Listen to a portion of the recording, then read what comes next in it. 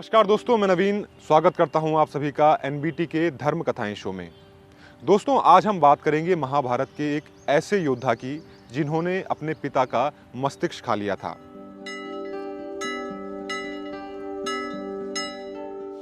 ये बात आपको थोड़ा चौंका सकती है, लेकिन महाभारत में इस घटना का जिक्र मिलता है। और खास बात यह है कि अपने पिता का मस्तिष्क खाने के बाद इस योद्धा को कई शक्तियां प्राप्त हुई थीं।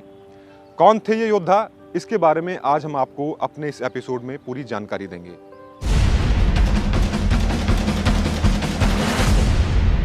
दोस्तों, पांचों पांडव यानी कि युधिष्ठिर, भीम, अर्जुन, नकुल, सहदेव के पिता पांडु जब अपनी आखिरी सांसें ले रहे थे तो उनके पांचों पुत्र भी उनके पास ही थे। राजा पांडु ने अपनी मृत्यु से पहले अपने पुत्रों से कहा कि मेरी मृत्यु के बाद मेरा मस्तिष्क खा लेना। हालांकि ये बात सुनकर पांचों पांडव बहुत चकित हुए और उन्होंने यह विचार बनाया कि हम पिता की मृत्यु के बाद उनका मस्तिष्क नहीं खाएंगे।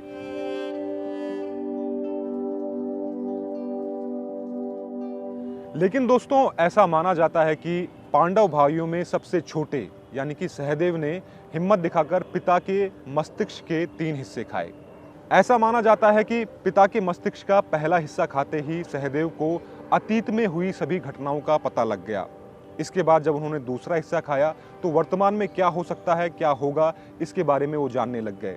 इसके बाद जब उन्होंने पिता के मस्तिष्क का तीसरा हिस्सा खाया तो उन्हें भविष्य में क्या होगा इसके बारे में भी जानकारी मिलने लग गई, यानी कि सहदेव त्रिकाल दृष्टा बन गए।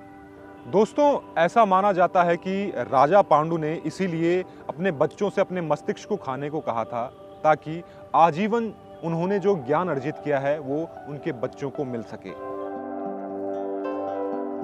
लेकिन दोस्तों, पांचों पांडवों में केवल सहदेव ने ही अपने पिता की बात मानी और उनको ज्ञान अर्जित हुआ। तो दोस्तों, अब आप जान गए होंगे कि महाभारत के वो कौन से योद्धा थे जिन्होंने अपने पिता का मस्तिष्क खाया था और मस्तिष्क खाने के बाद उन्हें ज्ञान अर्जित हुआ था। वो थे सहदेव, पांचों पांडवों में सबसे छोटे भाई।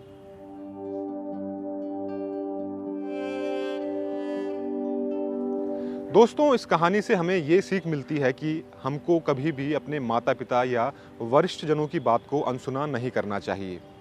हो सकता है कि कई बार हमको उनकी बातें गलत लगें, लेकिन कहीं ना कहीं उनकी बातों में हमारा हित ही छुपा होता है। राजा पांडु ने भी अपने पुत्रों को अपने मस्तिष्क को खाने को इसीलिए कहा था ताकि उनको जो ज्ञान था वो उनके बच्चों को भी मिल सके। लेकिन केवल सहदेव ने उनकी बात मानी और उनको ज्ञान की प्राप्ति हुई। इसलिए दोस्तों, अगली बार जब कभी आपके वरिष्ठ जन आपको कुछ समझाएं तो उसे समझने की कोशिश कीजिए। इससे आपको जीवन में लाभ ही प्राप्त होगा।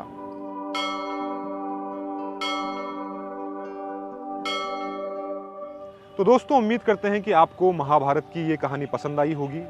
अगर आपकी कोई सलाह है तो कमेंट बॉक्स में जरूर लिखें और देखते रहें एनबीटी लाइव।